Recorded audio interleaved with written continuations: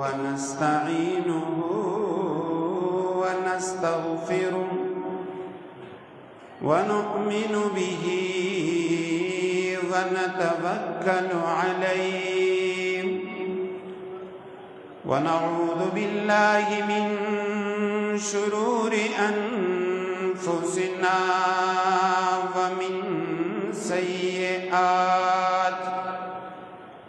ومن سيئات أعمالنا من يهده الله فلا مضل له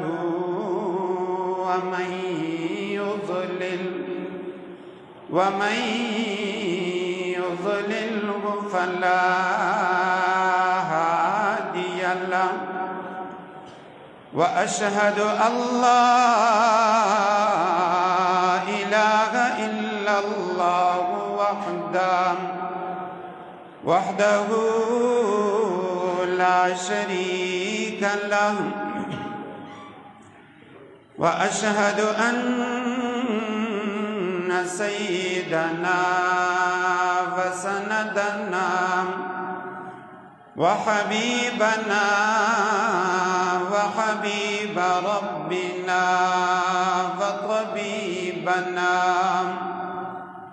وطبيب قلوبنا محمدا عبده ورسوله أفضل البشر محمد أجمل البشر محمد أطيب البشر محمد سيد الثقلين محمد إمام القبلتين محمد جد الحسن محمد وجد الحسين محمد صلى الله تعالى عليه وعلى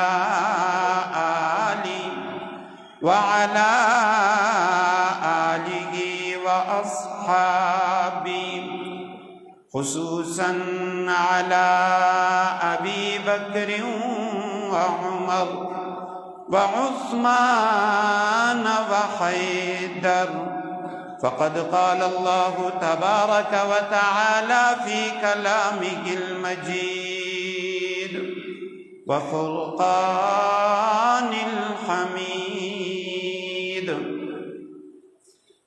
ما يفعل الله بعذابكم إن شكرتم وآمنتم وكان الله شاكرا عليما وعن كعب بن عجرة رضي الله تعالى عنه قال رسول الله صلى الله عليه وسلم احضروا المنبر فحضرنا فلما ارتقى درجة قال آمين فلما ارتقى الدرجة الثانية قال آمين فلما ارتقى الدرجة الثالثة قال آمين فلما نزل قلنا يا رسول الله لقد سمعنا منك اليوم ما كنا نسمع وقال النبي صلى الله عليه وسلم اغنوهم عن السؤال في ذلك اليوم صدق الله العظيم وصدق رسوله النبي الأمي الصادق الأمين ونحن على ذلك لمن الشاهدين والشاكرين والحمد لله رب العالمين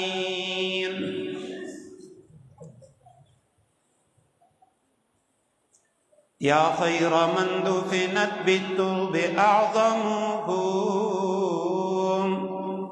یا خیر من دفنت بالترب اعظمهم فطاب من طيبهن القاع والأكم نفس الفداء لقبر أنت ساكنه فيه العفاف وفيه الجود والكرم أنت الشفيع الذي ترجى شفاعته على الصراط إذا ما زلت القدم وصاحباك فلا أنساهما أبدا مني السلام عليكم ما جرى القلم یا خدا ایک دن جذبہ عاشقی یا خدا ایک دن جذبہ عاشقی یہ کرشمہ دکھائے تو کیا بات ہے کملی والے کے قدموں پہ سر ہو میرا اور مجھے موت آئے تو کیا بات ہے وہ مدینہ جو کونین کا تاج ہے اس کا دیدار مومن کی معراج ہے زندگی میں خدا ہر مسلمان کو وہ نظارہ دکھائے تو کیا بات ہے جن پہ ہو جائے رب کی نگاہ کرم جا کے آنکھوں سے چومے نبی کے قدم جانے والا وہاں دل سے جائے مگر جا کے واپس نہ آئے تو کیا بات ہے سامنے سبز گنبد کا منظر بھی ہو سامنے سبز گنبد کا منظر بھی ہو لب پہ تکبیر اللہ اکبر بھی ہو ایسے عالم میں زمزم سے لا کر کوئی ایک ساغر پلائے تو کیا بات ہے سب کہہ دیے آمین اللہ سبحانہ وتعالی ہم سب کو نبی علیہ السلام کی یہ محبت یہ عشق مدینہ اور مکہ کی محبت وہاں کی حاضری وہاں کے عمرے اور حج بار بار نصیب فرمائے آمین انتہائی واجب الاحترام قابل عزت تکریم قابل عزت احترام میرے بھائیوں دوستوں اور بزرگوں مرکزی جامع مسجد کے قرب و جوار میں گھروں میں سننے والی عفیفہ طیبہ طاہرہ ماؤں اور بہنوں رمضان المبارک کے آخری عشرے کا آخری جمعہ ہے جسے ہمارے ہاں عوامی اصطلاح میں جمعۃ الوداع کہا جاتا ہے اور یقیناً یہ رمضان المبارک کا سب سے افضل ترین جمعہ اور افضل ترین دن ہوا کرتا ہے اور چونکہ آج کی رات تاقرات بھی تھی جمعے کی رات بھی تھی اسی وجہ سے علامہ ابن تیمیہ امام ابن تیمیہ جو حدیث کے بہت بڑے امام فقہ کے امام گزرے ہیں وہ فرماتے ہیں رمضان المبارک کے آخری عشرے میں تاقرات میں اگر جمعۃ المبارک کی رات آ جاتی ہے تو اس کا مطلب یہ ہے کہ اس رات کے لیلۃ القدر ہونے کے 99% چانس ہوتے ہیں تاقرات بھی ہو جمعے کی رات بھی ہو تو ایسی رات عموماً وہ لیلۃ القدر ہوا کرتی ہے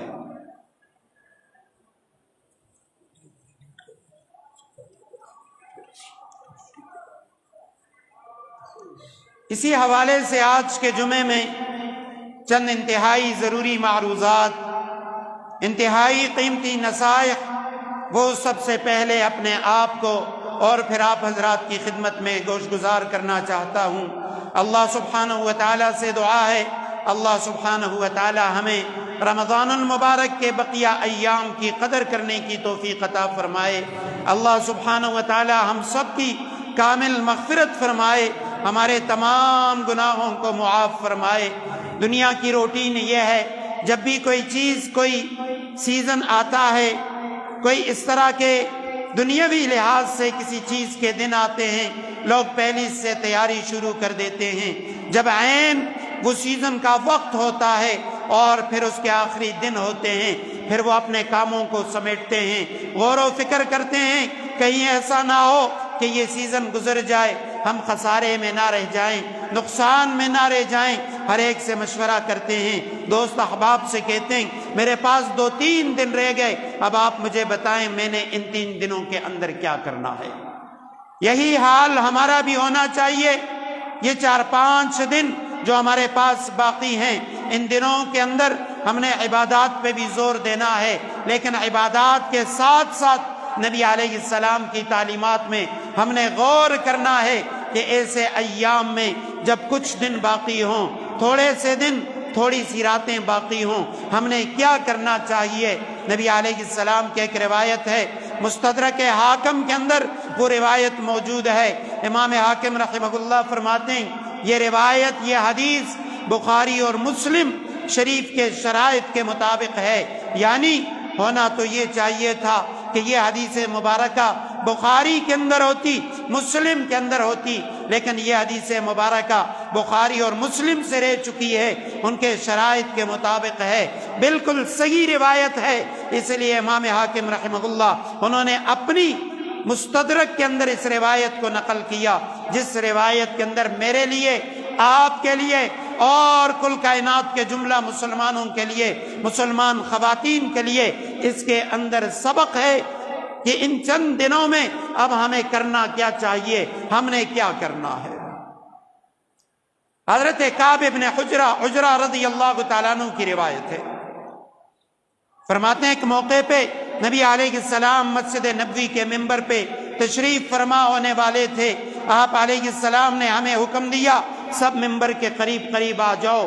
تمام صحابہ وہ ممبر کے قریب آ گئے، بالکل ممبر کے متصل بیٹھ گئے کہ آج اللہ کے حبیب کوئی اہم نصیحتیں فرمائیں گے، اہم وصیتیں فرمائیں گے، اہم واعظ و نصیحت فرمائیں گے۔ صحابہ فرماتے ہیں جب ہم قریب آ کے بیٹھ گئے، نبی علیہ السلام نے مسجد نبوی کے ممبر کی پہلی سیڑھی کے اوپر پاؤں رکھا، آپ علیہ السلام کے زبان نبوت سے نکلا آمین۔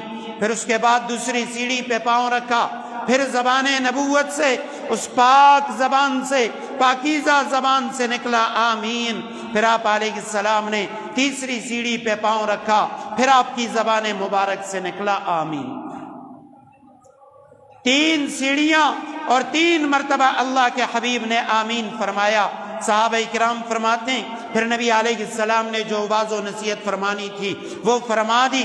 جب آپ علیہ السلام نیچے اترے، اس وقت ہم صحابہ نے حیرت کی وجہ سے پوچھا یا رسول اللہ، ہماری تو آپ کے ساتھ زندگی گزر گئی، ہمیشہ آپ کی محفلوں کے اندر موجود رہے، آج سے پہلے کبھی آپ نے یہ کام نہیں کیا، کیا وجہ ہے کہ آج ممبر کی پہلی سیڑھی، دوسری سیڑھی اور تیسری سیڑھی، تینوں پہ پاؤں رکھتے ہوئے آپ نے آمین آمین آمین فرمایا؟ وجہ کیا ہے؟ نبی علیہ السلام نے فرمایا میرے صحابہ، اس کی وجہ یہ ہے مسجد نبوی کا ممبر تھا، جب میں نے پہلی سیڑھی کے اوپر پاؤں رکھا، ان جبریل عرض لی، جبریل امین میرے پاس فوراً آ گئے اور کہنے لگے اللہ کے محبوب، انہوں نے مجھے القاء کیا، میرے دل کے اندر یہ بات ڈالی یا رسول اللہ میں ایک بد دعا کرنا چاہتا ہوں، آپ اس بد دعا پر آمین کہیں۔ جبریل آپ تو فرشتوں کے سردار ہیں، آپ کو اللہ نے تمام فرشتوں کی سرداری عنایت کی ہے، آپ کا کام تو یہ ہے آپ لوگوں کے لیے دعا فرمائیں، لوگوں کی رہنمائی فرمائیں، مسلمانوں کو اچھے راستے کی طرف لائیں۔ جو مسلمان روزے رکھتے ہیں، جو نمازیں ادا کرتے ہیں، تراویح ادا کرتے ہیں، قرآن کی تلاوت کرتے ہیں، عمرہ اور حج ادا کرتے ہیں، جبریل آپ ان کے لیے دعا فرمائیں۔ کیا وجہ ہے آج آپ بد دعا کرنے کے لیے آئے ہیں؟ حضرت جبریل امین فرماتے ہیں ہاں یا رسول اللہ، میرا کام تو یہی ہے، آسمانی فرشتوں کا کام یہی ہے، وہ مومنوں کے لیے دعا کرتے ہیں۔ لیلۃ القدر کی رات ہوتی ہے، آسمان سے اتنے فرشتے زمین پہ اترتے ہیں، یہ ساری کی ساری زمین یہ ہمارے لیے تنگ ہو جاتی ہے۔ ہم مسلمانوں سے مصافحے کرتے ہیں، نمازیوں سے مصافحے کرتے ہیں، روزہ داروں سے مصافحے کرتے ہیں، قرآن کریم سننے اور سنانے والے حافظ قرآن اور سامع قرآن ان سے مصافحے کرتے ہیں، ان کے لیے جنت کی دعائیں کرتے ہیں، ان کے لیے مغفرت کی دعائیں کرتے ہیں۔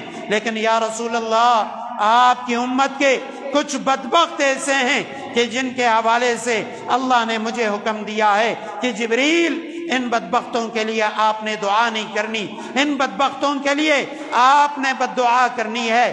اور میرے محبوب تاجدار انبیاء، سرتاج الرسل، کائنات کے تمام انسان اور جنوں کے نبی، چرند اور پرند کے نبی، جو دنیا میں آئے تو اس لیے کہ لوگوں کو سیدھا راستہ دکھائیں، لیکن جبریل آج آپ نے اس کے پاس جا کے میرے محبوب سے کہہ دینا ہے، اے میرے محبوب، مسجد نبوی ہے، مسجد نبوی کا منبر ہے، آپ کی نبوت والی پیاری زبان ہے، جن بدبختوں کے لیے جبریل امین بد دعا کریں گے یا رسول اللہ آپ ان پہ آمین کہیں گے، تاکہ ایسے بدبختوں کی ہلاکت میں، ان کی تباہی میں، ان کی بربادی میں ذرہ برابر بھی کوئی شک اور شبہ باقی نہ رہے۔ جبریل تو نے بد دعا کرنی ہے، میرے محبوب نے آمین کہنی ہے، تاکہ یہ میرے گستاخ، رمضان کے گستاخ، رمضان کا احترام نہ کرنے والے، رمضان کی حرمت کا خیال نہ رکھنے والے، یہ لوگ ضرور بالضرور ہلاکت اور تباہی کے دلدل کے اندر گر جائیں۔ صحابہ کرام پریشان ہوئے، یا رسول اللہ یہ کیا وجہ ہے؟ جبریل امین بھی بد دعا کرتے ہیں، آپ اس کی بد دعا پہ آمین کہہ رہے ہیں۔ یا رسول اللہ یہ کون بدبخت ہیں، یہ کون لوگ ہیں جن کے لیے جبریل امین نے بد دعا کی اور آپ نے آمین کہی؟ تاجدار مدینہ، راحت قلب و سینہ، آمنہ کے لال محمد الرسول اللہ صلی اللہ علیہ وسلم فرماتے ہیں بزبان حال، میرے صحابہ، میری امت، مسلمانوں، میرے ساتھ تو قرآن میں اللہ نے یہ وعدہ کر رکھا ہے، اے میرے محبوب، وما ارسلناک الا رحمت للعالمین، میں نے تو آپ کو رحمت للعالمین بنا کے بھیجا ہے، مسلمانوں کے لیے نہیں، کافروں کے لیے نہیں، کل انسانوں کے لیے نہیں، انسان اور جنات کے لیے نہیں، بلکہ میرے محبوب آپ تو کائنات کے ذرے ذرے کے لیے، انسان کے لیے، جنات کے لیے، چرند و پرند کے لیے، حیوانات کے لیے، اے میرے محبوب ہم نے آپ کو رحمت للعالمین بنا کے بھیجا۔ یا رسول اللہ پھر کیا وجہ ہے آپ مسجد نبوی کے منبر پہ اپنی امت کے مسلمانوں کے لیے بد دعا کر رہے ہیں؟ آپ علیہ السلام بزبان حال فرماتے ہیں ہاں میرے صحابہ، میں تو رحمت للعالمین ہوں، لیکن میرے امت کے کچھ ایسے بدبخت مرد ہوں گے، خواتین ہوں گی، نوجوان ہوں گے اور بوڑھے ہوں گے جو اس لائق ہیں کہ میں نبوت والی زبان کے ساتھ ان لوگوں کے لیے بد دعا کر دوں، جبریل امین کی بد دعا پہ آمین کہہ دوں۔ صحابہ کرام تڑپ اٹھے، اللہ کے محبوب یہ کون بدترین لوگ ہیں، یہ کون بدبخت لوگ ہیں، یہ کون محروم زبانہ لوگ ہیں جن کے لیے جبریل بد دعا کر رہے ہیں، آپ آمین کہہ رہے ہیں۔ نبی علیہ السلام نے فرمایا میرے صحابہ، جب میں نے ممبر کی پہلی سیڑھی پہ پاؤں رکھا، جبریل امین آئے اور کہنے لگے یا رسول اللہ، بعد من ادرک رمضان فلم یغفر له، اللہ کے محبوب ہلاک ہو جائے، تباہ ہو جائے، برباد ہو جائے وہ مسلمان نوجوان، وہ مسلمان خاتون، وہ بوڑھا مسلمان مرد اور خاتون جن کو اللہ نے اپنے فضل سے رمضان کا مہینہ عطا کیا۔ رمضان کے عطا کرنے کے باوجود اس مسلمان نے اللہ سبحانہ و تعالیٰ کی عبادت کر کے اللہ کی رضا حاصل نہ کی، وہ رمضان کے مہینے میں بھی اللہ سے اپنی مغفرت نہ کروا سکا، ایسا مسلمان ہلاک ہو جائے۔ تاجدار مدینہ فرماتے ہیں میں نے مسجد نبوی کی ممبر کی سیڑھی پہ پاؤں رکھتے ہوئے کہہ دیا جبریل ہاں ہاں ایسا مسلمان وہ ہلاکت کے قابل ہے، اس لیے میں نے اپنی زبان نبوت سے کہہ دیا آمین، اے اللہ ایسے مسلمان کو تو ہلاک کر دے۔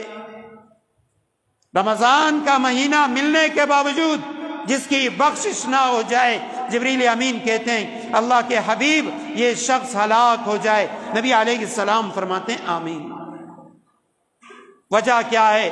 وجہ یہ ہے نیکیوں کا سیزن ہو، اللہ مغفرت اور بخشش کے بہانے ڈھونڈے، اللہ جبریل امین کی زبانی ہمیں کہہ دے اے مسلمانوں اگر رمضان المبارک کا پہلا روزہ تم رکھتے ہو میری رضا کے لیے، میری خوشنودی کے لیے، میں تمہاری مغفرت اور بخشش کا اعلان کر دیتا ہوں، میں جنت کی 100 حوروں سے تمہارا نکاح کروا دیتا ہوں، صرف یہ نہیں بلکہ ایک روزے کے بدلے میں تمہیں جنت میں اتنا اعلیٰ محل عطا کرتا ہوں اگر پوری دنیا کو اٹھا کے اس محل کے اندر رکھ دیا جائے، پوری دنیا اس محل کے مقابلے میں یوں لگے گی جیسے پوری دنیا میں بکریوں کا چھوٹا سا باڑا ہوتا ہے، پوری دنیا کے مقابلے میں جیسے بڑی بکریوں کے باڑے کی کوئی حیثیت نہیں۔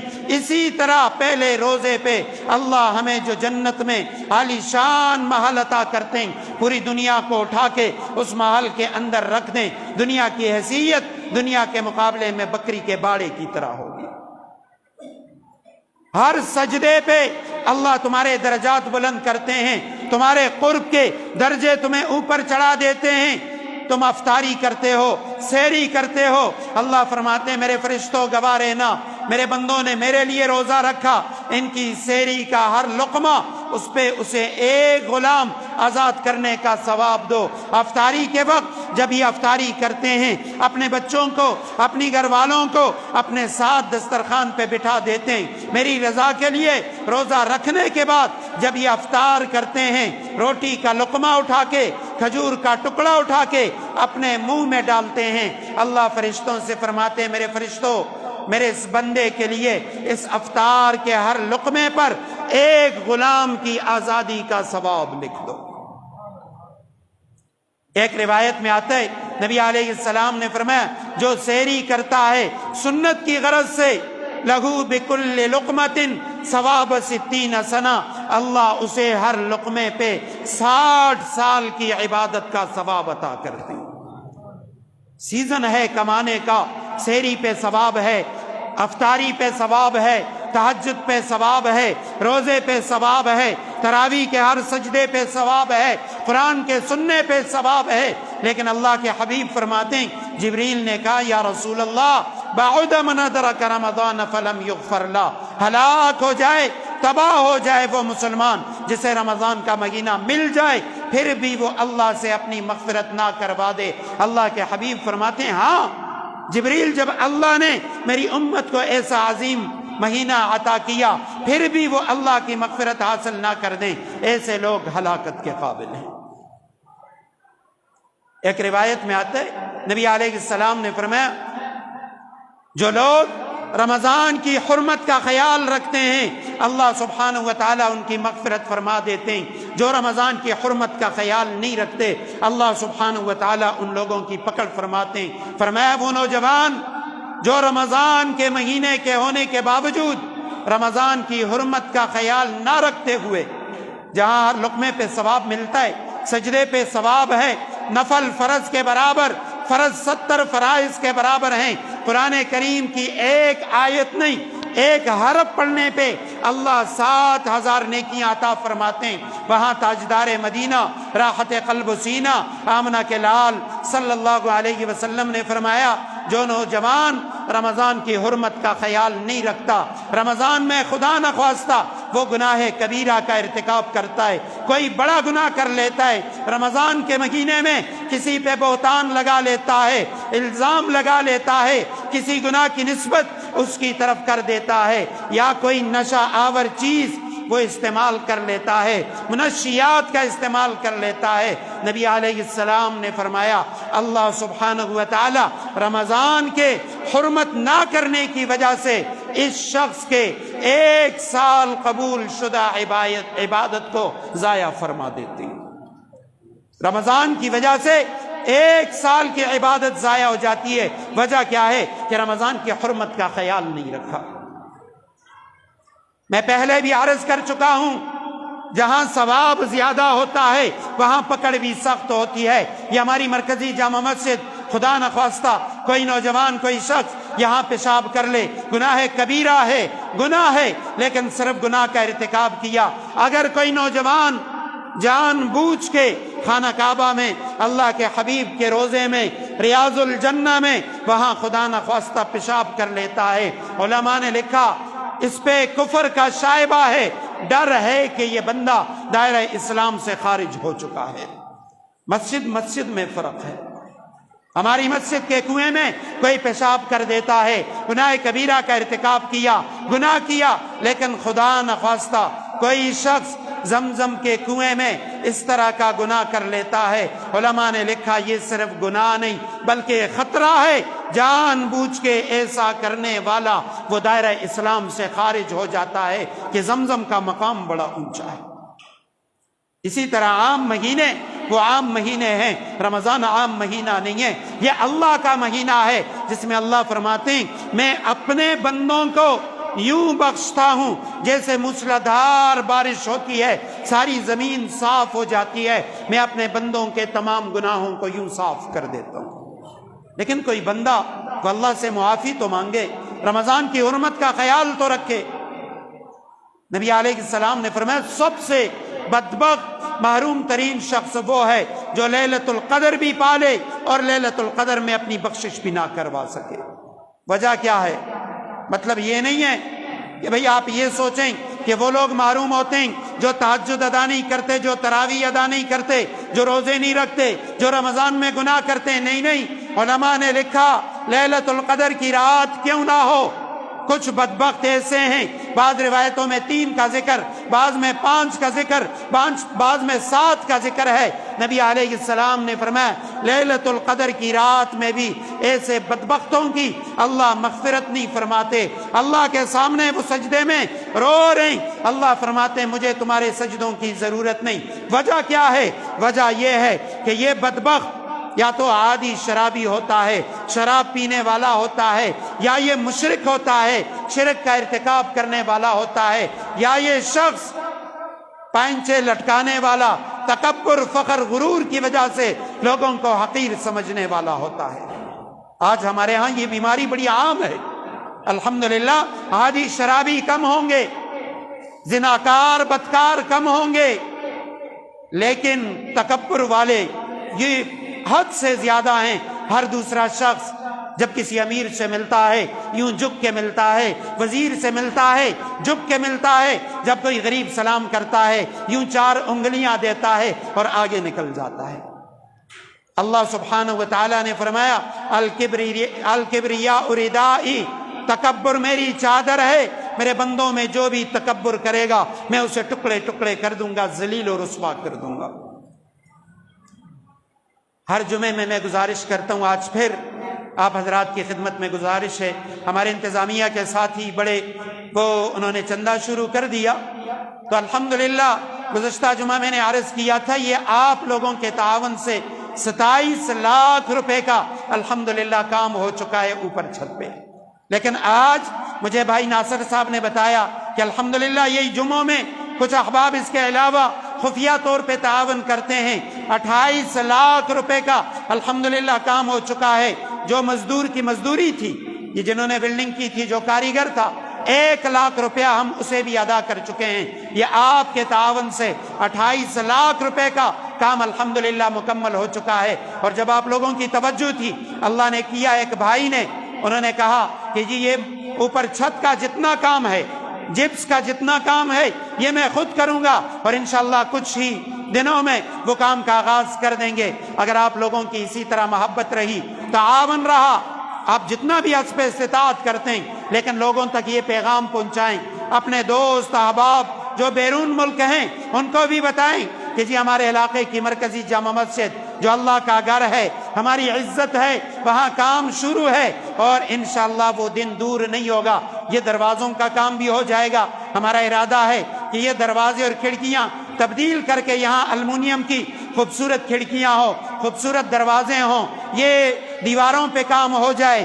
نیچے فرش، وہاں چپس یا ٹائل وغیرہ یہ کام ہو جائے۔ اسی طرح یہ قالین 25 سال پرانی ہے، اللہ کرے یہاں نئی قالین آ جائے، آپ بھی آئیں جمعے کو، آپ کا دل بھی خوش ہو، اللہ بھی خوش ہو، ہمارے مہمان آئے باہر سے وہ بھی خوش ہوں کہ بھئی بفا کے لوگ ماشاءاللہ ایسے غیرت مند، دین دوست اور علماء دوست، مساجد سے محبت کرنے والے ہیں کہ ان کی مرکزی جامع مسجد جیسے ظاہری طور پہ آباد ہوتی ہے، روحانی طور پہ آباد ہوتی ہے، ماشاءاللہ اسی طرح وہاں ہر قسم کے سہولیات بھی مہیا ہیں۔ تو کیا خیال ہے، سب تعاون کریں گے؟ بھرپور تعاون آپ نے جاری رکھنا ہے۔ یہ کچھ ہی دیر میں الحمدللہ مجھے بھی بڑی خوشی ہوئی کہ آپ لوگوں کی تعاون کی وجہ سے اوپر چھت کا کام مکمل ہو گیا۔ اب آپ لوگوں کو یہ جو داغ دبے نظر آ رہے ہیں انشاءاللہ یہ باقی نہیں رہیں گے، یہ پانی نہیں رسے گا، پانی نہیں آئے گا، جپس کا کام ہو گیا، مسجد انشاءاللہ اور بھی خوبصورت بن جائے گی۔ تو میں عرض کر رہا تھا، کیا میں کہہ رہا تھا، اب آپ مجھے بتائیں گے میں کون سی بات کر رہا تھا؟ جی نہیں، یہ تو شروع میں تھی، میں کافی آگے نکل آیا تھا۔ پہلی سیڑھی رمضان ہی کے حوالے سے کچھ باتیں عرض کر رہا تھا۔ میں کہہ رہا تھا رمضان یہ عام مہینہ نہیں ہے، اس میں گناہ کا ارتکاب کرنے والا وہ یہ نہ سمجھے میں نے گناہ کیا، بلکہ گناہ کرنے کا مطلب یہ ہے کہ میں نے اپنے رب کو ناراض کر دیا، میں نے اللہ کی ناراضگی کو مول لے لیا۔ ایک حدیث قدسی ہے، اللہ سبحانہ و تعالیٰ فرماتے ہیں آدم کے بیٹے یاد رکھ، جب تو کسی گناہ کا ارتکاب کرتا ہے فلا تنظر الی صغرہ، یہ مت دیکھ یہ چھوٹا گناہ ہے، بلکہ یہ دیکھ الی من عصیتہ، تو نافرمانی کس کی کر رہا ہے۔ گناہ کے گناہ ہونے کو مت دیکھ، یہ دیکھ گناہ یہ کس کی نافرمانی کر رہا ہے۔ اور ایک آگے اسی حدیث میں فرمایا اے میرے بندے گناہ کے چھوٹے اور بڑے ہونے کو مت دیکھ، تجھے نہیں پتا کہ کس گناہ کی وجہ سے میں تجھ سے ناراض ہو جاؤں گا اور میں تجھ پہ غضبناک ہو جاؤں گا۔ تو لیلۃ القدر میں بھی کچھ بدبختوں کی مغفرت نہیں ہوتی، والدین کا نافرمان ہے، مشرک ہے، پائنچے لٹکانے والا، تکبر کرنے والا، شراب پینے والا، لوگوں کو حقیر سمجھنے والا۔ نبی علیہ السلام نے فرمایا لیلۃ القدر میں ان لوگوں کی مغفرت نہیں ہوتی۔ تو میں آگے بڑھتا ہوں، وقت بڑا مختصر ہے۔ نبی علیہ السلام نے فرمایا جبریل نے کہا، میں نے پہلی سیڑھی پہ پاؤں رکھا، جبریل امین نے کہا بعد من ادرک رمضان فلم یغفر له، جو رمضان کا مہینہ پا لے پھر بھی اللہ سے اپنی مغفرت نہ کروا لے یہ شخص ہلاک ہو جائے۔ نبی علیہ السلام نے فرمایا آمین۔ جبریل فرشتوں کے سردار کی بددعا، انبیاء کے سردار رسول اللہ صلی اللہ علیہ وسلم کا آمین۔ علماء نے لکھا زمین اوپر جا سکتی ہے، آسمان نیچے آ سکتا ہے، نبی علیہ السلام کے اس آمین کے قبول ہونے میں ذرہ برابر شک نہیں ہو سکتا۔ اس لیے ہمیں اپنے گریبانوں میں جھانکنا چاہیے، نہ معلوم ہے اللہ تو نے رمضان کا مہینہ عطا کیا، ہم خوش ہوں، ہم نے روزے رکھ لیے، ہم نے عبادتیں ادا کی، اور کہیں ایسا نہ ہو اللہ نے ہماری پکڑ فرمائی ہو کہ تم بڑے بدبخت تھے، نور محمد فلاں فلاں میں نے تمہیں یہ سعادت والا مہینہ عطا کیا تھا، تو نے مجھے راضی نہیں کیا، تو نے رمضان میں گناہوں کا ارتکاب کیا، فخر کیا، غرور کیا، ریا کیا، لوگوں پہ پیسے بانٹے، غریبوں کی مدد کی اپنے نام و نمود کے لیے۔ اے میرے بندے یہ نام و نمود کا مہینہ نہیں تھا۔ اللہ سبحانہ و تعالی ہم سب کی حفاظت فرمائے۔ اے اللہ، اے ہمارے پروردگار، ہم توبہ تائب ہوتے ہیں، توبہ کرتے ہیں، آج تک اگر آپ کی رضا حاصل نہ کر سکے، اے اللہ ہمیں جبریل کی بددعا محمد الرسول اللہ کے آمین سے بچا۔ اے اللہ ہم سب کی حفاظت فرما، ہمارے آبا و اجداد، ہمارے گھر والوں، ہمارے دوست و احباب کی حفاظت فرما۔ نبی علیہ السلام فرماتے ہیں فلما رقیت الثانیہ، جب میں نے ممبر کی دوسری سیڑھی پہ پاؤں رکھا، جبریل امین کہنے لگے یا رسول اللہ بعد من ذکرت عندہ، فلم يصل عليك. یا رسول اللہ جس بدبخت کے سامنے آپ کا نام نامی اسم گرامی محمد الرسول اللہ صلی اللہ علیہ وسلم لیا جائے، وہ بدبخت آپ پہ درود نہ پڑے، یا رسول اللہ ایسا بدبخت بھی ہلاک ہو جائے.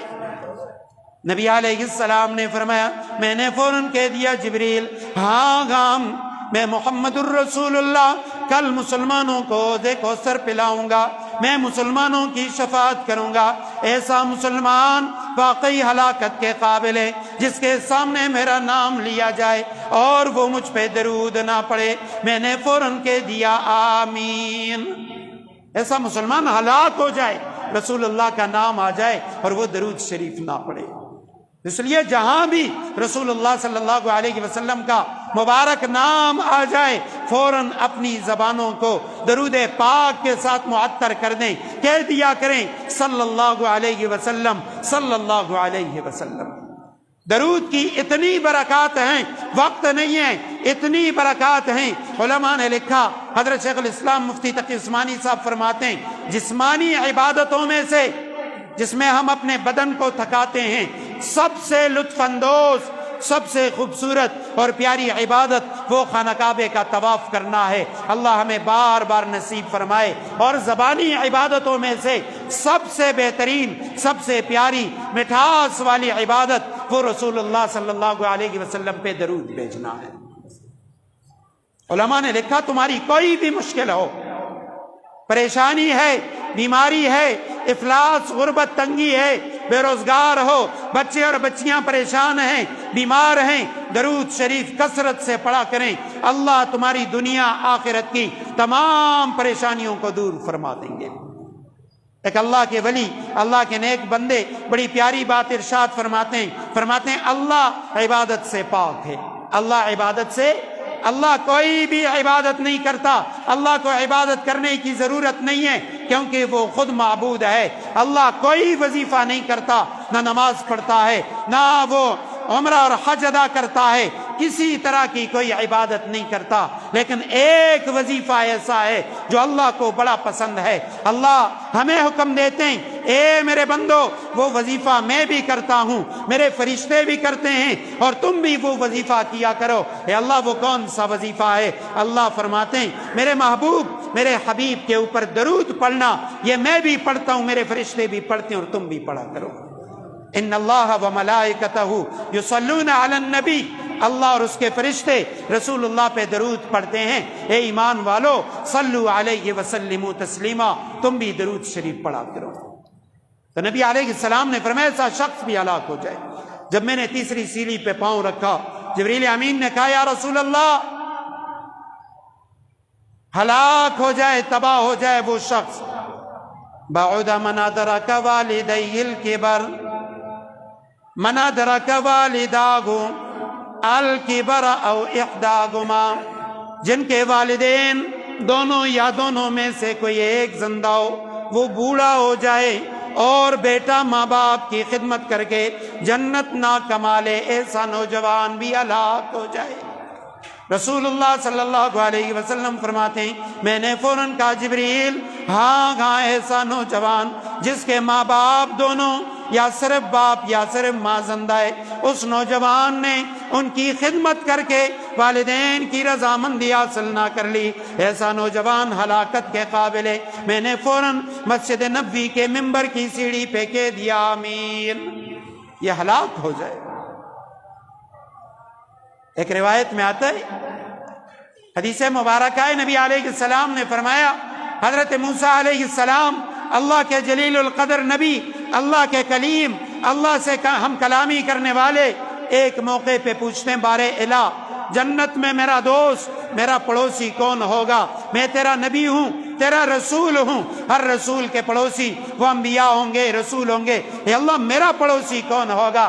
اللہ نے فرمایا موسیٰ تیرا پڑوسی وہ فلاں بازار کے اندر ایک قصاب ہے، گوشت بیچنے والا قصائی ہے، وہ تیرا پڑوسی ہوگا. موسیٰ علیہ السلام حیران و پریشان، اے اللہ یہ کون سی بات ہے؟ میں تیرا نبی، تیرا رسول، تیرا کلیم ہوں، میرا پڑوسی ایک قصائی بھی ہو سکتا ہے؟ ہمارے ہاں عام طور پہ سب سے جو ہم برا سمجھتے ہیں ہم کہتے ہیں وہ قصائی ہیں، کہ یہ لوگوں کے ساتھ زیادتی کرتے ہیں، ظلم کرتے ہیں۔ میں اس طرف جاتا نہیں ہوں، لیکن پچھلے دنوں کی بات ہے، رمضان کے آغاز کی بات ہے۔ ایک بات میں عرض کر دوں کیونکہ اس بات نے میرے دل کو بڑی چوٹ پہنچائی ہے۔ ایک شخص کے پاس میں کھڑا تھا، گوشت والے کے پاس، بہت سارے ہمارے دوست احباب ہیں، بڑا اچھا گوشت مجھے بھی دیتے ہیں، باقی لوگوں کا بھی خیال رکھتے ہیں، لیکن وہاں میں نے دیکھا ایک چھوٹی معصوم بچی آئی، 2 معصوم بچے آئے، یتیم تھے یا جو بھی تھا، اور تھوڑے سے پیسے، یعنی 100 روپیہ یا 200 روپیہ اتنا وہ لے کے آئے۔ وہ کافی دیر تک کھڑے رہے، چھوٹے معصوم بچے۔ اب وہ تو بار بار بولتے نہیں ہیں ادھر کھڑے کہ یہ مجھ سے پوچھے گا اور میں اس کو کہوں گی کہ مجھے گوشت چاہیے۔ میں نے کہا کہ جس بچی کو فارغ کریں، وہ کبھی قصائی کے قریب جاتی ہے، اس کے پاس ٹوکا ہے، ہڈی لگ سکتی ہے، گوشت لگ سکتا ہے، زخمی ہو سکتی ہے۔ ایک اور دوست نے کہا بھئی ان بچوں کو فارغ کرو، ایک اور نے کہا خیر۔ جب وہ فارغ کرنے لگے، کتنے پیسے ہیں؟ اتنے پیسے ہیں۔ پہلے تو اس نے بچی سے کہا کہ بھئی اتنے پیسوں کا گوشت نہیں ہوتا، زیادہ پیسے لایا کرو۔ چھوٹی معصوم بچی، اس کے لباس سے، اس کے حلیے سے لگ رہا تھا یہ کسی یتیم کی بچی ہے یا کسی غریب گھرانے سے آئی ہوئی ہے۔ پھر اس کے بعد جب اس نے اس کو گوشت دیا، اس بچی کو، سب سے پہلے اس نے کیا کیا، یہ جو تھن ہوتے ہیں جس کو عام طور پہ ہم کھاتے نہیں ہیں، غلانزہ، اس سے ایک ٹکڑا، بڑا ٹکڑا اس نے کاٹا، وہ اس نے ترازو کے اندر ڈال دیا، کچھ شبڑے ڈال دیے، اور آخر میں تھوڑا سا گوشت وہ اس نے اس کے اندر ڈالا، چھاپر میں ڈال کے بچی کو دے دیا۔ میں نے کہا اب ان کے پاس پیسے نہیں ہیں، 200 روپیہ نہیں ہے، شاید بچوں نے ضد کی ہوگی، اماں جان آج ہم نے گوشت کھانا ہے، ہم نے افطاری گوشت کے سالن سے کرنی ہے، اور انہیں گوشت ملا اتنا سا ٹکڑا، باقی شبڑے، اور اس کے ساتھ آغا کمچے غلام زدہ آغا۔ بھئی ہم لوگ اللہ سے نہیں ڈرتے، ہمیں اللہ کا خوف نہیں ہے۔ ایک مالدار شخص، پیسے والا، جو 5-6 ہزار کا گوشت لیتا ہے، اس کی طاقت ہے، وسعت ہے، اس کو آپ اس طرح کی چیزیں ڈال دیا کریں، لیکن ایسے غریب معصوم بچے، غریب گھرانوں کے لوگ، ان کے ساتھ تعاون کریں، اللہ آپ کے مال میں برکت ڈالے گا۔ تو میں عرض کر رہا تھا، موسیٰ علیہ السلام سے اللہ نے فرمایا موسیٰ تیرا پڑوسی فلاں جو قصائی ہے وہ ہے، قصاب ہے۔ موسیٰ علیہ السلام حیران و پریشان، جا کے دیکھ تو لوں یہ قصائی کرتا کیا ہے، یہ میرا پڑوسی کیوں بنے گا؟ جب وہاں پہنچے دیکھا قصائی ہے۔ گوشت بیچنے کے بعد جب وہ گوشت بیچنے سے فارغ ہوا، تھوڑا سا گوشت اس نے شاپر کے اندر ڈالا ہوا، حضرت موسیٰ علیہ السلام سے ملا، کون ہو؟ کہنے لگے مسافر ہوں، اس شہر میں نیا ہوں، یہاں میرا گھر نہیں ہے، آپ کے ہاں رہنا چاہتا ہوں۔ اس نے کہا اہلاً و سہلاً، مرحبا، ویلکم، آئیے۔ اپنے گھر لے کے گئے، کہنے لگے میرے مہمان آپ تھوڑے دیر انتظار کریں، میں کچھ دیر کے بعد آپ کے پاس آتا ہوں۔ پھر اس نے کیا کیا، اس گوشت کو، اس شاپر کے اندر جو گوشت تھا، کلیجی تھی، اسے دھو لیا، صاف کر لیا، اسے پکایا۔ پھر اس نے کیا کیا، ایک پنگوڑا ہے، ایک جھولا سا لٹک رہا ہے، اس میں سے ایک زندہ لاش، ایک بوڑھا مرد یا خاتون، اسے اتار کے وہ چھوٹی چھوٹی کلیجی اسے کھلائی۔ حضرت موسیٰ علیہ السلام دیکھ رہے ہیں۔ اس کے بعد اسے جب فارغ ہوا، اس بڑھیا کے ہونٹ ہلے، اسے اٹھا کے دوبارہ پنگوڑے کے اندر ڈال کے وہ حضرت موسیٰ علیہ السلام کے پاس آیا۔ مسافر، یہ آپ کا کھانا ہے، یہ کلیجی آپ کے لیے ہے، یہ آپ کھا سکتے ہیں۔ حضرت موسیٰ علیہ السلام فرماتے ہیں میں کھانا تو بعد میں کھاؤں گا، پہلے آپ میرے سوال کا جواب دیں۔ کہنے لگے، فرمائیں کیا سوال ہے؟ سوال یہ ہے یہ بڑھیا کون ہے؟ یہ جو پنگوڑے کے اندر جو بوڑھا شخص، مرد یا عورت، یہ کون ہے؟ کہنے لگا یہ میری بوڑھی اماں ہے، ان کو کیا ہوا، اتنا زمانہ ہو چکا ہے، فالج کی مریضہ ہے، ان کا بدن مفلوج ہے، یہ حرکت نہیں کر سکتی، چل پھر نہیں سکتی، خود کھا پی نہیں سکتی، میں ان کی خدمت کرتا ہوں، پیشاب پاخانہ صاف کرتا ہوں، جب دکان سے واپس آتا ہوں ان کے لیے کلیجی پکا کے انہیں کھلا دیتا ہوں، اس کے بعد انہیں پنگوڑے میں ڈال دیتا ہوں، پھر یہ پڑی رہتی ہے، جب انہیں میری ضرورت ہوتی ہے میں فوراً ان کے پاس حاضر ہو جاتا ہوں۔ موسیٰ علیہ السلام فرماتے ہیں اچھا آپ نے ماں کی بڑی خدمت کی، مجھے یہ بتائیں جب تو نے ماں کو کھانا کھلایا، اس کے بعد تو نے ماں کے ہونٹ کو صاف کیا، چہرے کو صاف کیا، تو اسے پنگوڑے میں ڈال رہا تھا، تیری ماں کے ہونٹ ہل رہے تھے، بتا تیری ماں کیا کہہ رہی تھی؟ وہ قصائی کہنے لگا اے مسافر، میں نہیں جانتا تو کون ہے، لیکن یہ مائیں اولاد سے بڑی محبت کرتی ہیں، یہ اولاد پہ بڑی مہربان ہوتی ہیں۔ میں جب بھی ماں کی خدمت کرتی ہوں، میری ماں نے کسی سے سنا ہے، بنی اسرائیل کے جلیل القدر نبی ہیں حضرت موسیٰ علیہ السلام، کھانا کھلانے کے بعد، خدمت کے بعد میری ماں وہ ہاتھ نہیں اٹھا سکتی لیکن ہونٹوں کو ہلاتی ہے، کہتی ہے باریلا میں اس بیٹے سے بڑا خوش ہوں، اے اللہ دنیا میں یہ بڑا کمزور ہے، میں نہیں جانتی موسیٰ علیہ السلام کہاں ہیں، لیکن اے اللہ میرے بیٹے کو جنت میں حضرت موسیٰ جلیل القدر بنی اسرائیل کے نبی کا پڑوس عطا کرنا۔ میری ماں ہمیشہ یہ دعا کرتی ہے۔ حضرت موسیٰ علیہ السلام فرماتے ہیں اللہ نے تیری ماں کی دعا کو قبول کیا۔ کہنے لگے کیسے؟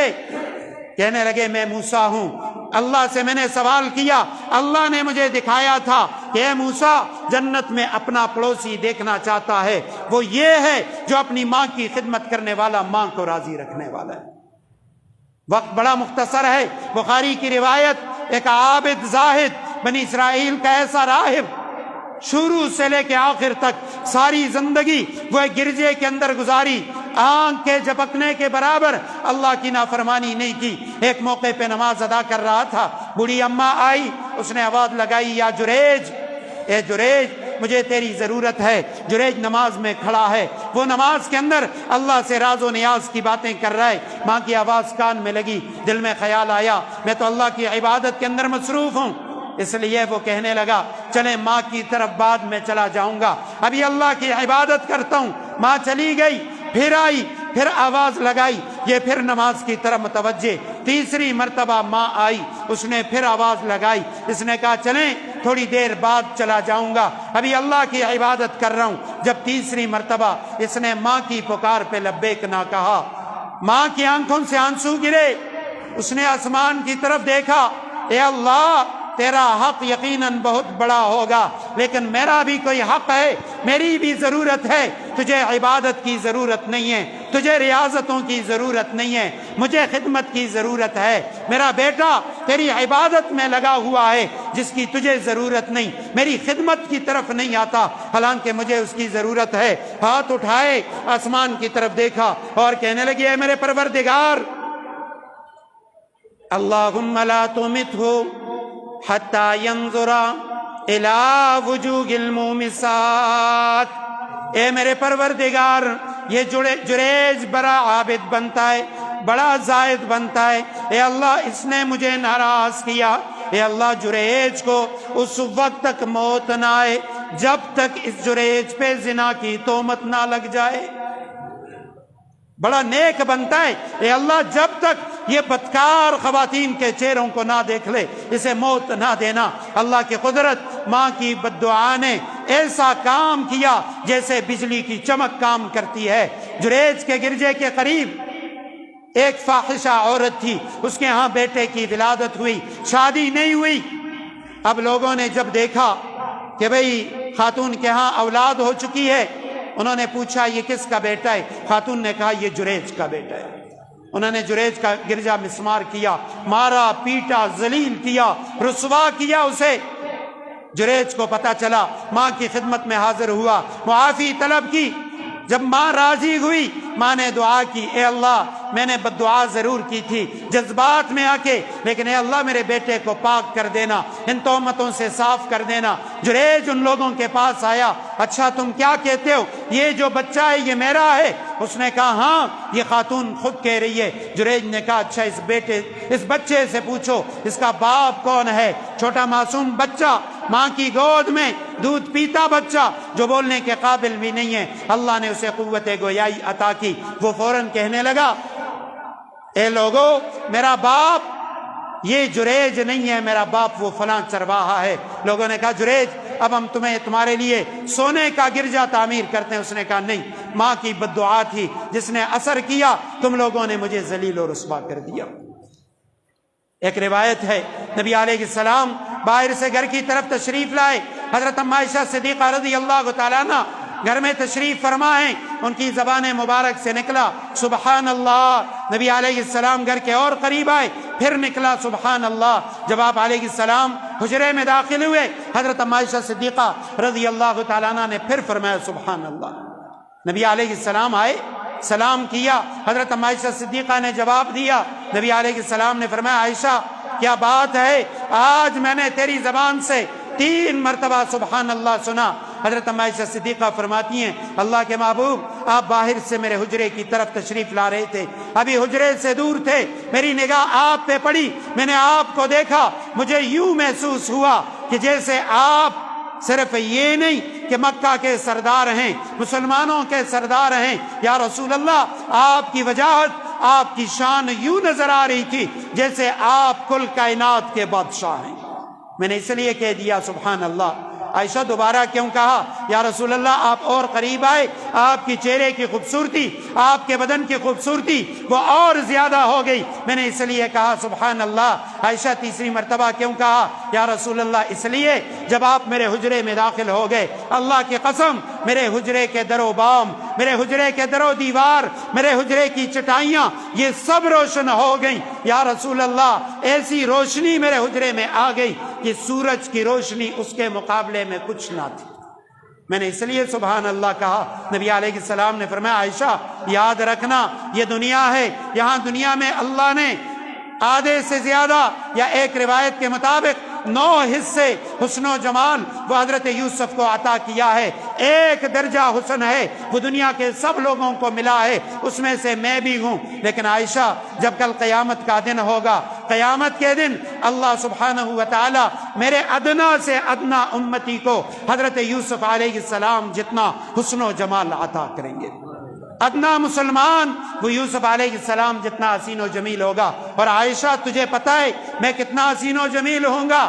یا رسول اللہ آپ کا حسن کتنا ہوگا؟ فرمانے لگے اللہ سبحانہ وتعالی کے پاس حسن و جمال کے جتنے خزانے، اللہ سارے خزانے وہ مجھ پہ لوٹا دیں گے، میں اتنا حسین و جمیل ہوں گا۔ لوگ میری زیارت کو ترسیں گے، لیکن عائشہ میری امت کے 3 بدبخت ایسے ہوں گے، ثلاثۃ لم یرانی یوم القیامہ۔ اے عائشہ میری امت کے 3 بدبخت، 3 مسلمان لوگ ایسے ہوں گے جن کو کل قیامت کے دن مجھ محمد الرسول اللہ کا دیدار نصیب نہیں ہوگا۔ یا رسول اللہ یہ کیا وجہ ہے؟ اتنا حسن و جمال ہونے کے باوجود مسلمان شخص، مسلمان مرد و عورت، ان کو آپ کا دیدار نصیب نہیں ہوگا۔ یا رسول اللہ آپ کا دیدار نصیب نہیں ہوگا، حوض کوثر کیسے پئیں گے؟ آپ کی شفاعت کیسے حاصل ہوگی؟ یا رسول اللہ جنت میں کیسے جائیں گے؟ ایسے بدبخت نہ حوض کوثر پی سکیں گے، نہ نبی کی شفاعت حاصل کر سکیں گے، اور نہ جنت میں داخل ہو سکیں گے، یہ تو جہنم کے مستحق ہیں۔ حضرت عائشہ صدیقہ فرماتی ہیں میں تڑپ اٹھی، میں نے کہا یا رسول اللہ آپ کا امتی مسلمان، اس کو آپ کی زیارت نصیب نہیں ہوگی۔ من ہم یا رسول اللہ، اللہ کے محبوب یہ کون ہوں گے؟ رسول اللہ صلی اللہ علیہ وسلم نے فرمایا عائشہ پہلا بدبخت جس کو میرا دیدار نصیب نہیں ہوگا، عاق لوالدین، والدین کا نافرمان، بڑے سے بڑا عابد کیوں نہ ہو، کل قیامت کے دن مجھ محمد الرسول اللہ کی دیدار نہ کر سکے گا۔ اللہ ہم سب کی حفاظت فرمائے۔ یا رسول اللہ دوسرا کون ہوگا؟ من ذکرت عندہ فلم یصلی علیہ، جس کے سامنے میرا نام آ جائے وہ درود نہ پڑھے، ایسے بدبخت کو بھی میری زیارت نصیب نہیں ہوگی۔ یا رسول اللہ تیسرا کون ہوگا؟ نبی علیہ السلام نے فرمایا عائشہ وَتَارِكُ سُنَّتِي، میری سنت کو چھوڑنے والا، میری سنت کو حقیر سمجھنے والا، اس کو بھی میرا دیدار نصیب نہیں ہوگا۔ اللہ ہم سب کی حفاظت فرمائے۔ اللہ ہمیں ان تینوں میں اور اس کے علاوہ جن لوگوں کا تذکرہ ہوا ہم سب کی حفاظت فرمائے۔ اللہ ہمیں جبریل کی بددعا، رسول اللہ کے آمین سے بچائے۔ آخر میں مختصراً 2-4 اہم مسائل عرض کرنا چاہتا ہوں، اگر آپ لوگوں کی اجازت ہے 2-4 منٹ ہم نماز کو مؤخر کر دیں، کیونکہ جمعۃ الوداع ہے، بہت سارے لوگ وہ یہاں آتے ہیں اور ان کے ذہن میں یہ ہوتا ہے نماز تاخیر سے ہوتی ہے، تو یہ 2-4 منٹ میں اس حوالے سے لینا چاہتا ہوں۔ سب سے پہلے تو یہ کہ صدقہ فطر کیا ہے، صدقہ فطر کی فرضیت کیوں ہوئی؟ حضرت عبداللہ ابن عباس رضی اللہ تعالیٰ عنہ فرماتے ہیں نبی علیہ السلام نے صدقہ فطر کو 2 وجہ سے واجب کیا. ایک تو اس وجہ سے کہ تمہارے روزوں میں جو کمی کوتاہی ہو چکی ہے اس کا کفارہ ہو جائے، اور دوسرے نمبر پہ معاشرے میں جو غریب غربا ہیں، یتیم ہیں، بیوہ خواتین ہیں، تاکہ انہیں بھی کچھ دنوں کا جو نان نفقہ ہے وہ مل جائے. صدقہ فطر واجب کس پہ ہے؟ ہر وہ شخص جس کے پاس 7.5 تولے سونا، 52.5 تولے چاندی یا اتنی رقم موجود ہے، اس پہ صدقہ فطر واجب ہے، جس پہ قربانی واجب ہوتی ہے، جس پہ زکوٰۃ واجب ہے. 7.5 تولے سونا، 52.5 تولے چاندی یا اتنی رقم یعنی تقریباً 1.5 لاکھ روپیہ گھر میں ضرورت سے زائد پڑا ہوا، ایسے لوگوں پہ صدقہ فطر اور زکوٰۃ واجب ہے، وگرنہ واجب نہیں ہے. 7.5 تولے سونا نہیں ہے، 2-3 تولے سونا ہے اور کچھ رقم موجود ہے، دونوں کو ملائیں گے، دونوں کی قیمت 1.5 لاکھ روپے سے زیادہ بنتی ہے، اس لیے ان کے اوپر بھی صدقہ فطر واجب ہے. لیکن جو شخص غریب ہے، غریب کا مطلب یہ اس کے پاس 7.5 تولے سونا نہیں ہے یا 7.5 تولے سے کم سونا ہے اور کوئی پیسے وغیرہ نہیں ہے، چاندی بھی نہیں ہے، مال تجارت بھی نہیں ہے، صرف 2 تولے سونا ہے اور اس کے پاس کچھ بھی نہیں، نقدی بھی نہیں ہے، ایسے لوگوں پہ صدقہ فطر واجب نہیں ہے. ہمارے یہاں ایک بری رسم ہے، گزشتہ عید پہ بھی ایک بندے نے روتے ہوئے مجھے کہا، اس نے کہا جی مجھ پہ صدقہ فطر واجب نہیں ہے، لوگ مجھے زکوٰۃ دیتے ہیں، مجھے صدقہ فطر دیتے ہیں، لیکن ہماری مسجد کی جو کمیٹی انتظامیہ انہوں نے مجھ سے زبردستی صدقہ فطر لیا کہ جی ہم امام صاحب کو دیں گے، ہم نے امام صاحب سے کہا ہے کہ محلے کے 200 گھر سب آپ کو صدقہ فطر دیں گے. کہنے لگے جی مجھ پہ واجب نہیں ہے، انہوں نے مجھ سے زبردستی لے لی. تو بھئی یہ زبردستی والا کام نہیں ہے، جن لوگوں پہ واجب ہیں آپ ان سے لیں، اگر مسجد کا امام مستحق ہے اسے دیں، جس کو آپ دینا چاہتے ہیں مستحق کو دیں، لیکن جس پہ واجب نہیں ہے اس سے صدقہ فطر لینا یہ ظلم اور زیادتی ہے. دوسرے نمبر پہ صدقہ فطر آپ کب دیں گے؟ علماء نے لکھا عید کی نماز سے پہلے، حدیث مبارکہ ہے بلکہ عید کی نماز سے پہلے آپ صدقہ فطر ادا کریں. آپ کا صدقہ فطر ادا ہو جاتا ہے، رمضان میں ادا کرنا بہتر ہے، پہلے سے، ابھی سے، آج سے. جنہوں نے ادا کیا ادا ہو گیا، نہیں کیا آج سے ادائیگی کا بندوبست کریں، عید کے دن کا انتظار نہ کریں. تیسرے نمبر پہ کس کس کو دینا ہے صدقہ فطر؟ ہر مستحق جو صاحب نصاب نہیں ہے، غریب ہے، یتیم ہے، بیوہ خاتون ہے، اسے آپ دے سکتے ہیں، سوائے اپنے باپ کے، اپنے دادا کے، اپنی ماں، اپنی دادی اور نانی، بیٹا بیٹی، پوتا پوتی، ان لوگوں کو نہیں دے سکتے. اس کے علاوہ جو بھی غریب مستحق ہے، آپ کا بھائی ہے زیادہ حقدار ہے اس کو دیں اگر غریب ہے، آپ کی بہن کا آپ پہ حق ہے، غریب ہے اسے دیں، آپ کا بہنوئی اسے دیں. اسی طرح جتنے بھی دوسرے رشتہ دار ہیں ان سب کو آپ دے سکتے ہیں. باپ، دادا، دادی، نانا، نانی، والدہ، بیٹا بیٹی، پوتا پوتی اگر مستحق ہیں تب بھی آپ نہیں دے سکتے، کیونکہ ان کے ساتھ تعاون کرنا یہ آپ پہ لازم ہے. ہاں اگر باپ ہے، اس کا صدقہ فطر ہے اور اسے پتہ ہے میری بیٹی غریب ہے، بجائے کسی اور کے میں بیٹی کو دینا چاہتا ہوں، بیٹی کو تو نہیں دے سکتا، داماد کو دے دے، یا داماد سے کہے کہ بھئی اس سے اپنے بچوں کے لیے کپڑے لے لے، فلاں چیزیں، یا اسے راشن کی صورت میں اس کو لے کے دے دے، اس کا صدقہ فطر ادا ہو جائے گا، لیکن بیٹی کو نہیں دے سکتا. اگر کوئی شخص اس کا بیٹا غریب ہے، اب بیٹے کو تو نہیں دے سکتا لیکن اپنی بہو کو دے سکتا ہے، اگر بیٹا غریب ہے بہو کو دے دے کہ بھئی یہ آپ استعمال کریں. ہمارے ہاں یہ المیہ ہے، ہم دور پار کے لوگوں کو دیتے ہیں، رشتہ داروں کو نہیں دیتے. دے لو والے راکم جی دے بھی ہمارا نخری کئی، دے فلانے کار کئی، اللہ نے اس کا حصہ تمہارے ساتھ متعین کیا ہے، اس لیے قریبی رشتہ دار غریب ہیں ان کا حق ہے، آپ کے امام غریب ہیں ان کا حق ہے، ان کو ادا کریں. صدقہ فطر دینا کتنا ہے؟ کم از کم جو عام لوگ ہیں وہ 2 کلو گندم کی قیمت جو 300 روپیہ بنتی ہے، 300 روپیہ صدقہ فطر ادا کریں. اور وہ لوگ جن کو اللہ نے مالی وسعت دی ہے، صاحب ثروت ہیں، وہ 3.5 کلو کھجور، جو کھجور آپ گھر میں کھا رہے ہیں اس کی قیمت معلوم کریں، 3.5 کلو کھجور کی قیمت، یا 3.5 کلو کشمش کی قیمت، یا 3.5 کلو جو، اس کی قیمت معلوم کریں ہر فرد کی طرف سے، یعنی یہ 3.5 کلو کھجور کی قیمت وہ ادا کریں. گھر میں کوئی پاگل ہے خدا نخواستہ یا صحیح ہے، چھوٹے بچے ہیں یا بزرگ ہیں، سب کی طرف سے صدقہ فطر دینا ضروری ہے، صدقہ فطر ادا کریں۔ اور آخری بات وہ یہ کہ صدقہ فطر کے حوالے سے کسی نے کوئی مسئلہ پوچھنا ہو، نماز کے بعد ہمارا مذاکرہ ہوگا، پوچھ سکتے ہیں زکوٰۃ کے حوالے سے، صدقہ فطر کے حوالے سے۔ عید کی جو نماز ہے مرکزی عیدگاہ میں انشاءاللہ 8 بجے ادا ہوگی، 8 بجے انشاءاللہ مرکزی عیدگاہ میں عید کی نماز ادا کریں گے۔ عید کے دن کے سنت اعمال یہ ہیں، سویرے اٹھیں تہجد کے وقت، تہجد ادا کریں، غسل کریں، نئے کپڑے یا صاف ستھرے کپڑے پہنیں اور جلدی مسجد جائیں، فجر کی نماز جماعت کے ساتھ ادا کریں، مسواک کریں، خوشبو لگائیں، عید کی نماز کے لیے آنے سے پہلے کوئی میٹھی چیز کھائیں، آہستہ آہستہ دل میں جو تکبیرات تشریق ہیں، اللہ اکبر اللہ اکبر لا الہ الا اللہ واللہ اکبر، یہ آہستہ آہستہ پڑھیں۔ پیدل کوشش کریں عیدگاہ جائیں، ایک راستے سے جائیں دوسرے راستے سے واپس آئیں۔ عید کے دن گھر میں یا عیدگاہ میں عید کی نماز سے پہلے کسی طرح کے کوئی نوافل جائز نہیں ہے، اشراق کی نماز یا اور کوئی نوافل آپ ادا نہیں کر سکتے، نہ گھر میں نہ عیدگاہ میں۔ البتہ جب عید کی نماز ہو جائے اس کے بعد آپ گھر میں نوافل ادا کر سکتے ہیں، لیکن عیدگاہ میں نہیں۔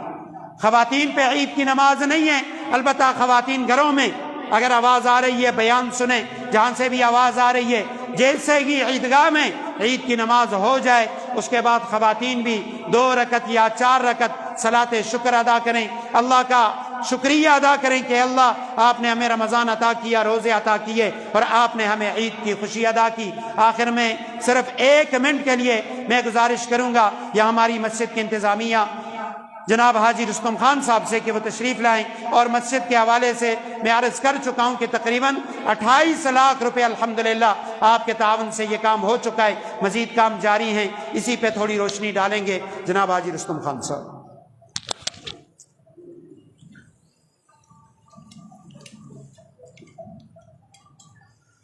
اللہ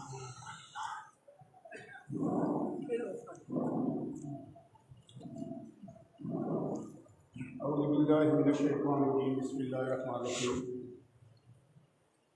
سب سے پہلے میں تمام مسلمان بھائیوں کو، بچوں کو، سب کو جمعۃ الوداع کی مبارکباد دیتا ہوں۔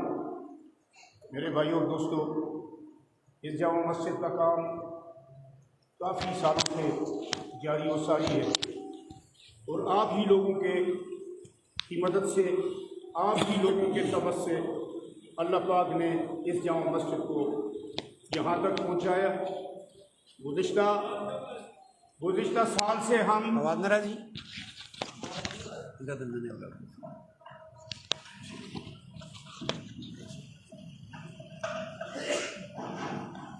گزشتہ سال سے بلکہ اس سے اگلے سال سے جب ہم نے، ہماری کمیٹی نے، ہمارے مشران نے، آپ لوگوں نے مل بیٹھ کے یہ فیصلہ کیا، چونکہ ہماری صحت کی وجہ سے بہت خطرناک ہو چکی تھی، اور ہم نے آپ لوگوں کی طرف سے اور اللہ پاک کے حکم سے دوسری چھت کا کام شروع کیا۔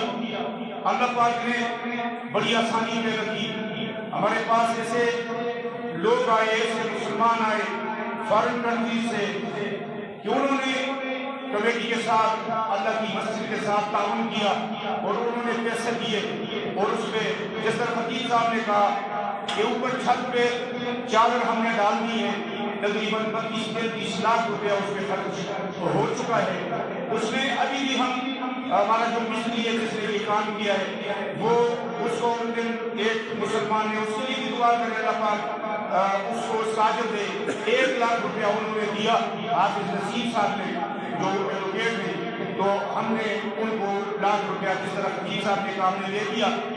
اب چونکہ ہمارے پاس کمیٹی میں اور ہمارا جو فنڈ ہے ہمارے پاس بہت زیادہ کام ہے، آپ لوگ جتنے بھی ہیں، کیونکہ اس مسجد کے ساتھ محلہ کوئی نہیں، اس کا جتنا کام بھی ہوتا ہے وہ آپ لوگوں کے تعاون سے ہوتا ہے۔ آپ جتنے بھی بیٹھے ہوئے ہیں یا یہاں نہیں ہے یا گاؤں میں کسی اور جگہ میں، ان کے تعاون سے یہ کام ہو رہا ہے اللہ کے حکم سے۔ تو میرے بھائیوں اور دوستوں، آپ لوگوں کے جتنے بھی کوئی رشتہ دار، بیٹے، بھانجے، بھتیجے باہر ممالک میں مہربانی کر کے ان سے بھی کرے کہ وہ بھی اس کار خیر میں اپنا حصہ ڈالیں تاکہ یہ جو مزید کام ہے انشاءاللہ ہم اس کو پائے تکمیل تک پہنچائیں۔ انشاءاللہ ہماری جو کمیٹی ہے ایک کاپی ہمارے پاس موجود ہے انشاءاللہ تعالیٰ، ایک ایک پیسے کا حساب، آنے والے پیسے، خرچ کرنے والے پیسے، جو بقایا ہوتے ہیں وہ پیسے، اس کا ایک ایک پیسے کا حساب ہے انشاءاللہ۔ تمام مسلمانوں کو یہ بالکل دعوت ہے کہ جس وقت بھی موضوع سمجھیں، جس وقت وہ چاہیں آگے کمیٹی کے پاس بیٹھے دیجیے، نکالیں کاپی اور کاپی کو چیک کریں اور حساب کے بعد، کیونکہ یہ آپ کا دیا ہوا پیسہ ہے، یہ آپ لوگ یہ تعاون کرتے ہیں۔ تو میرا آخر میں تمام بھائیوں سے یہ اپیل ہے، چونکہ آج جمعۃ الوداع ہے، ہم نے رمضان میں سب نے عبادت کی، افطاریاں بھی کی، بڑے خرچے بھی کیے۔ میری ایک گزارش ہے تمام بھائیوں سے کہ آپ 100 روپیہ ہر شخص، جب آپ نے بھی پیسے دے دیے، چندہ دے دیا، لیکن میری ایک گزارش ہے خطیب صاحب کے توسط سے کہ 100 روپیہ ہر شخص، باہر جو کمیٹی بیٹھی ہوئی ہے اور وہ چندہ کر رہی ہے، 100 روپیہ آپ سب لوگ وہاں دے دیں تاکہ اللہ پاک، کیونکہ اللہ کا وعدہ ہے کہ 1 کا 70 دیں گے۔ یہ رمضان کا مہینہ ہے تو ہمیں کبھی انشاءاللہ یہ یقین ہے کہ آپ کو 1 کا 70 اللہ پاک دے گا۔ تو یہ میری تمام مسلمانوں سے ایک اپیل ہے کہ 100 روپیہ زیادہ ہو سکے وہ بھی دو، لیکن 100 روپیہ کم از کم باہر جو ہمارے بھائی بیٹھے ہوئے ہیں، جو کمیٹی والے بیٹھے ہوئے ہیں، ان کو 100 روپیہ آپ دیں۔ بہت مہربانی۔